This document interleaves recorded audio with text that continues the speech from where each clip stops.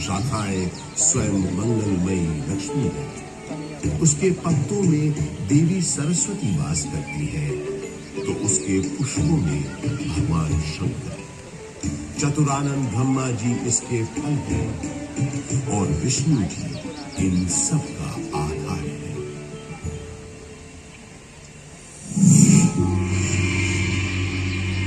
गौतम बुद्ध के काल में भी प्रयाग का बड़ा महत्व था। इसका एक बड़ा साक्ष्य है यहाँ उपस्थित अशोक की लाट। सम्राट अशोक का संदेश तो इस स्तंभ पर अंकित है ही।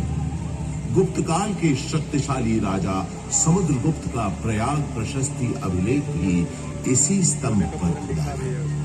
16वीं शताब्दी के अंत में सम्राट अशोक का ये स्तंभ उस किले का हिस्सा बन गया जिस किले का निर्माण संगम के किनारे मुगल बादशाह अकबर ने करवाया था।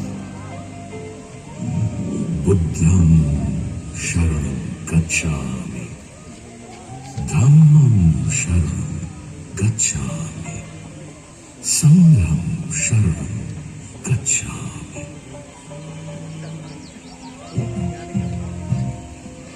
हजारों वर्ष पुराने इस प्रयाग नामक नगर के आध्यात्मिक और धार्मिक महत्व से बादशाह अकबर इतने प्रभावित हुए कि उन्होंने यहाँ एक नया शहर ही बसा दिया और उसका नाम रखा इलाहाबाद, जो वक्त के साथ साथ बन गया इलाहाबाद।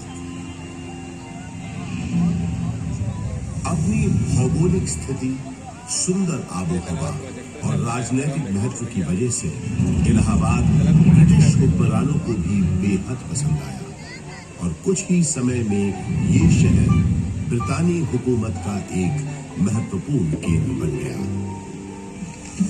इलाहाबाद हाईकोर्ट इसका एक जीवंत उदाहरण है। देश के 4 उच्च न्यायालयों में से तो एक ये है ही।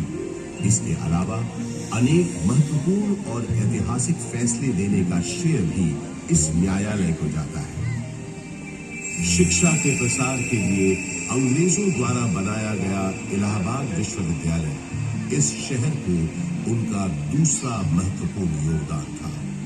इलाहाबाद विश्वविद्यालय की स्थापना 16 नवंबर 1887 को हुई। पूर्व का ऑक्सफोर्ड कहे जाने वाले इस विश्वविद्यालय का शुरुआती नाम न्यू सेंट्रल कॉलेज था।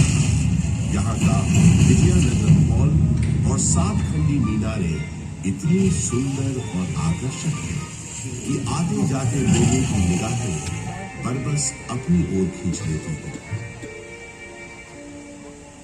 20वीं सदी की शुरुआत से ही इलाहाबाद हिंदी साहित्य का एक बहुत बड़ा केंद्र बनकर उभरा। ऐसी ही कुछ प्रसिद्ध शख्सियतों के नाम एकाएक तब याद आते हैं जब इस शहर से जुड़े साहित्यकारों की बात होती है, जैसे हास्य व्यंग के मशहूर शायर अकबर इलाहाबादी साहब, फिराक गोरखपुरी जो उर्दू के जाने माने शायर तो थे ही, अंग्रेजी भाषा के भी प्रकांड पंडित थे, महादेवी वर्मा हिंदी की सशक्त कवियत्री जो आधुनिक मीरा के नाम से भी जानी गई, सुमित्रा नंदन पंत हिंदी साहित्य के छायावादी युग के महत्वपूर्ण स्तंभ, मधुशाला के लेखक और हिंदी साहित्य के पुरोधा कवियों में से एक हरिवंश राय बच्चन और अपने नाम ही के अनुरूप हिंदी भाषा के निराले कवि सूर्यकांत त्रिपाठी निराला, जिनकी ये कविता तो